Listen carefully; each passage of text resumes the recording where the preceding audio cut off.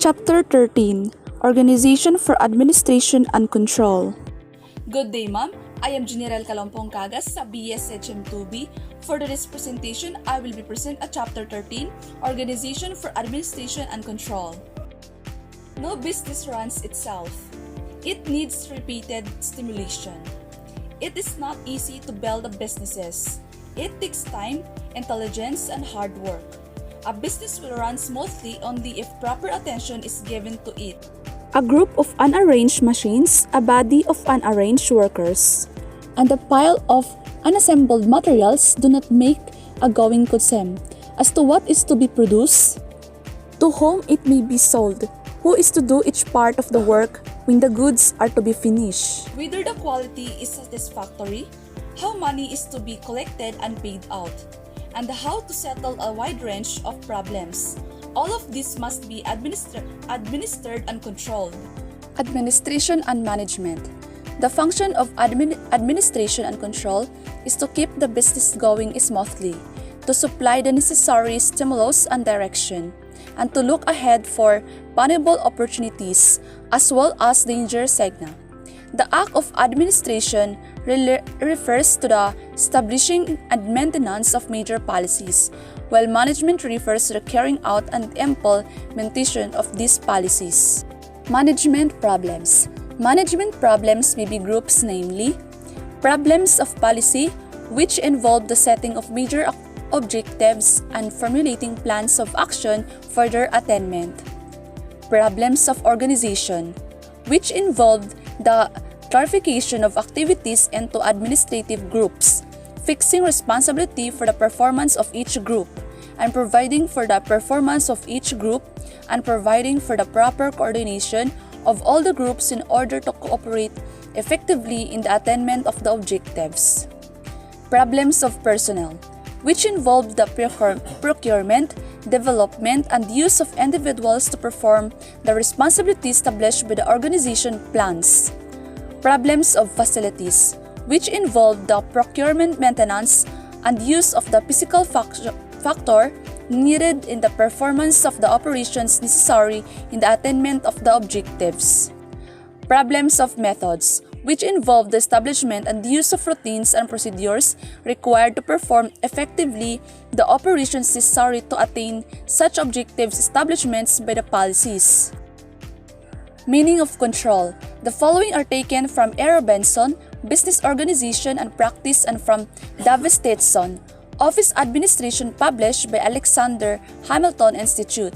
Control may be understood if it is broken up into several aspects of knowledge. 1. Knowing exactly what work is to, as to quantity and quality, as to time available be done. 2. Knowing what resources are available for doing the work. A as to personnel, B as to materials, C as to equipment, and D as to other facilities. 3. Knowing that the work has been done or is being done. A. With the resources available, B within the time available, and C as at a reasonable cost as compared with standard co. And D in accordance with the required standard of quality. 4. Knowing immediately of any delays or variations, A as to the happening, B as to the cause, and C as to the remedy. 5. Knowing what is being done to remove such hindrances, A as to who is doing it, B as to how he is doing it, C as to when it will be done, and 6. Knowing when it is done, A as to time finished, B as to quality of the finished job, and C to who did it. 7. Knowing that recurrences are guarded against, A in what way, B by whom, C at what cost, and D with what system of inspection. Elements of control. Control, in order to be effective, must be afforded with necessary elements such as authority and knowledge, guidance and direction, constraint and restraint. To exercise control, the manager must be able to know what the situation is and what it should be. He should know what to bring the situation into line. Equally important is to heed authority to undertake necessary and appropriate action. In the execution of control, the manager therefore must have his lines of communication established, open, and functioning. In every management problem, there is present a multitude of elements and conditions. Some of these are desirable and which the manager would like to retain. Others are undesirable and have to be eliminated or discarded. Controlling, therefore, is the conscious directing, influencing of certain causes so that certain desired results could be effected. Administrative controls. A basic task of management has to do with control, together with planning, organizing, coordinating, and directing. Control is one of the functions of management. The budget. The budget is a collection of estimates of income and expenditures for a future period based upon past experience, present conditions, and anticipated future trends. The budget is a tool of management whereby it hopes to achieve the highest reasonable expectation of operating efficiency. The business budget, being a tool of management, is only as useful as the care with which it is prepared and the manner it is followed. It makes management regularly study financial conditions for the company's products and properties of the general market. It points out disruptive or unusual elements that must be given careful attention. It brings about a coordinated use of systems of accounting, books, records, and the findings of research. In the preparation of budget, the president or the general manager usually calls a conference of all top executives or department head. The general plans for the coming budget period policy, after which important changes in department policy are taken up. The conference discusses changes in company made known to the rest. The department heads prepare their own respective budgets which are turned over to the budget officer for coordination. This budget officer may be the chief accountant, the comptroller, or a specific official whose principal task is budget making. The coordination of department budgets and their integration into the overall budget may be the work of a budget committee. If another conference of all department heads is found necessary, one may again be called. In preparing the separate budgets of departments, the sales budget is usually attended to first. This is because the largest part of the income of any company comes from sales, and the forecast of sales for the coming budget period will form the basis of the other departmental budgets. Sometimes, a sales expense budget is prepared separately. The production budget is geared to meet sales requirements. What are the physical quantities to be produced? How much finished goods are on hand and how many should be on hand at the end of the period? What are the physical requirements of the plant?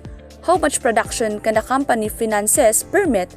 All these questions have to be answered. The production budget enables maintenance of an even rate of production and cuts production costs. Timing and schedules are attended as. In preparing the purchase budget, inventories are checked and production requirements value both as to volume and as to are carefully studied. The purchase budget is usually broken up into monthly budgets to make the financial needs clear and to find out when the company needs money the most. The finance gives probable income and expenses over the whole period and enable management to see the overall financial picture and arrange for loans or other sources of finance. The business budget must be continually compared with actual performance. Hence, the budget period gets under which should be adaptable and permit revisions not originally foreseen. Government controls. Business in the Philippines is essentially characterized by free enterprise but with many elements of government control. The business enterprise and the company as a whole are subject to a pervasive and comprehensive scheme of government controls. Government control may consist of regulation. Regulatory agencies such as Securities and Exchange Commission, the Public Service Commission, the Patent Office, and the Insurance Commission are quite well known and exercise familiar functions.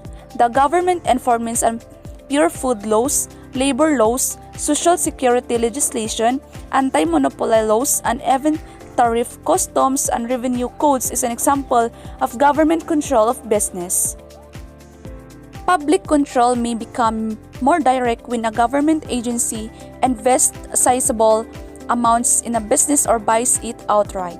Loans from government financing institutions are often accompanied by government officials sitting in meetings of boards of directors of private corporations. Accounting controls. Accounting has been defined as the collecting, summarizing, analyzing, and reporting in monetary terms of information about the business. Accounting provides informatives for two distinct groups. It gives information on the company's finances to stockholders, government offices, creditors, banks, and other outsiders. As tool of control, however, it gives information to management to enable it to realize the company's objectives. As a tool of control, accounting communicates to all personnel in concrete terms of pesos and centavos just what management wants the employees to do. It motivates personnel and enables review or checking up of their efforts and activities. A special branch of accounting, cost accounting, enables effective operations based on accurate cost information. Importance of controls. Controls give the usual advantages of planning. Waste, inefficiencies, and dishonesties becomes knots may be easier avoided. Controls bring out conditions which otherwise would remain unnoticed. More important, future problems are provided for. Since controls are intended to keep an enterprise focused on its objectives, goals and objectives are formulated in clearer and more concrete form. Controls increase initiative, bring about coordination, and permit cooperation.